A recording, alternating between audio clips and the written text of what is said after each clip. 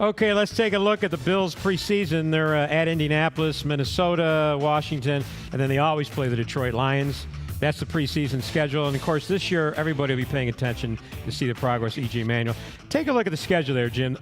I mean, I think that's a good start to have New England here with a brand-new team, a brand-new coach. If you're going to catch Belichick unaware, it's going to be that first game. Oh, I agree. And I love it. And because I remember one year, didn't we beat him like 31-30 or something Bledsoe's like first that? game here.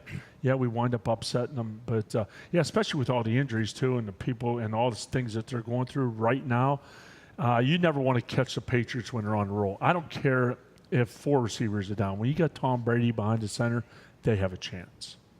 This defense, Mike Pettin, he brings, a resume from Rex Ryan where in aggressive defense, they talk about aggressive defense. That's a double-edged sword. I mean, the Jets haven't made it to the big game, but they have had a good defense. What do you think Mike's going to bring to the table this year? I like it. I like, especially when I was at practice. I watched a couple of their OTAs and just the enthusiasm, excitement that he brought, and getting people excited. Do you remember who our last coaches were? I mean, I loved them both to death, Dick Duran and Chan Gailey, but they weren't your rah-rah and get kids excited because some of these guys are young. And a lot of times, kids nowadays need that little motivation, need that little kick in the butt. I like it. I like the style. Why not? Why sit back? Last year drove me nuts when we weren't blitzing and we were sitting back and all the vanilla coverages and so many things. I mean, we made guys look like superstars, opposing quarterbacks that some weren't very good, but we made them look good. No so pressure. It's an exciting start. Hopefully, with that schedule, we can go. But the key is we got to make the playoffs. Have you seen a change in this Bills organization with Russ Brandon now at president? Personally, I'm not over there all the time, so I really don't know from that standpoint. But I've talked to Russ enough to know that he feels he's gotten some people in the right positions to get that thing turned around. I think it started with the head coach. It always does. I mean, when you have somebody, even though it is a chance, I mean, everybody hires a chance. But bringing a college coach in, the enthusiasm is definitely there. I think he knows the game well. He knows how to treat players. He's a no-nonsense guy too, which is good, I think. But I think Russ has brought the right guys in. But just like anything, time will only tell. Let's talk about your visit. You mentioned earlier you're at the Hall of Fame this past weekend. How is it for you now to come back as the guy wearing the jacket? It's been, I can't believe it's been that long since I was in, 11, 12 years since my enshrinement. You know what? I remember the first time I went there, and I walked into the room. It's the Ray Nitschke luncheon, and I just looked around. I see Merlin Olsen, Deacon Jones, Gail Sayers, Bart Starr, Franco Harris, Mean Joe Green, Mike Dick. I can go on Dick Butkus. There's so many names, and you're like in awe. Now I go there. They're like friends.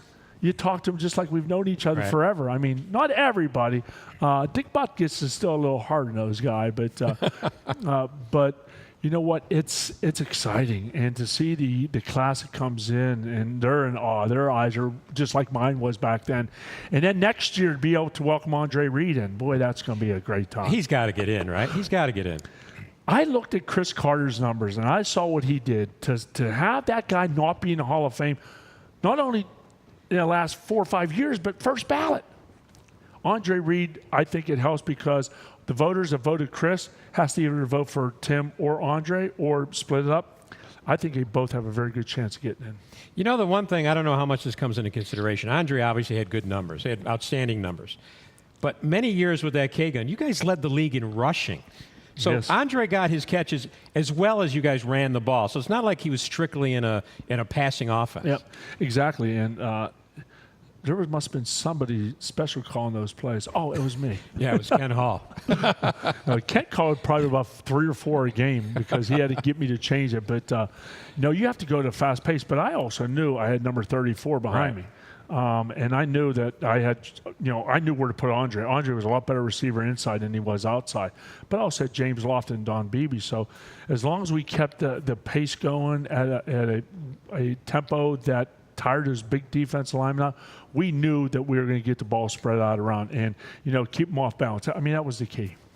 We could talk about that forever. Jim, it's always great having you on the show. We wish you all the best. You know we do, and I know all our viewers do. And this weekend I'm going down to see an aunt of mine in Wilkes-Barre, Pennsylvania, who's been praying for you. She's got her own issues, but everybody's been pulling for you. Well, don't stop those prayers, and I do appreciate it. Thank you.